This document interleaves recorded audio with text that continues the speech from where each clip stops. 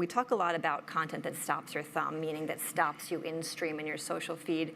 I'm curious just what catches your guys' attention when you're scrolling through your social feeds, and if there's been any instances where you've taken some of those learnings for your own films. And we'll start with you, Chris. Oh no, I want to start with Sara. We'll start with me. you, Sara. Oh, thumb-stopping content. It's like the buzzword of this year. You know, one specific example isn't quite coming to mind, but I will say that, you know, as a consumer and then someone who works for a brand, what I look for in content is something that's visually arresting and that evokes an emotion, whether that is an inspirational feeling, whether that is a feeling that creates warmth. And from a visual standpoint, depending on where, and most of the time it's on the phone, just like everyone else in the room, I'm sure, something that from a visual standpoint comes back to and connects with a lot of what the platform partners kind of guide us and tells us, you know, what works. And I think you were talking about some of them earlier. So. The other thing, too, the last thing would be on newness. So anything that is kind of new and unique to the platform is something that will kind of catch my attention.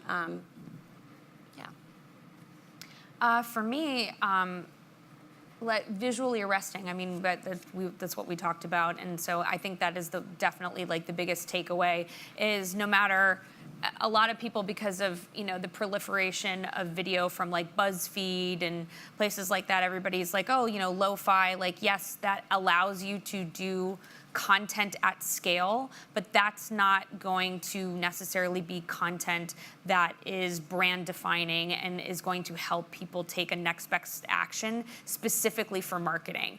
In terms of marketing and stopping the thumb, especially on mobile, is you want something to be visually interesting. It doesn't always have to be the prettiest, but it definitely does have to be something that catches you. For me, I've been really interested in Patagonia and some of the brands like REI have been doing these really, really beautiful films for mobile that are really short. They're less than a minute, and there's a lot of like I said before, trickery. And it's not necessarily AR, VR, or 360, but it's like this sweeping shot of like a mountainside. And within like a second, it goes to a tight shot of like a hand like grasping something. And then you see like a sped up shot of a clasp, getting drilled into like the mountainside. And it's just, it's a lot going on, enough for you to go, oh, what's this? But not enough where it looks like confusing or you don't really know what's happening. Though, to me, those are some examples of some of the brands of stuff that I've seen on mobile recently that I'm like, oh, that's really cool. Yeah, I think what's so interesting about this conversation and this panel is that we're all coming from sort of different worlds. We're trying to sell different things, sometimes not sell anything, but we're all using the same words. We're trying to evoke emotion. We're talking about things that are visually arresting. And at the end of the day, I think that we're all just here in service of the story.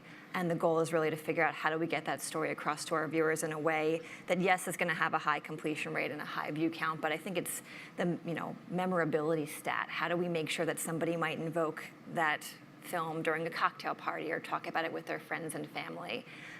So I think that video is just this beautiful world in which we're so free to find tons of different narratives.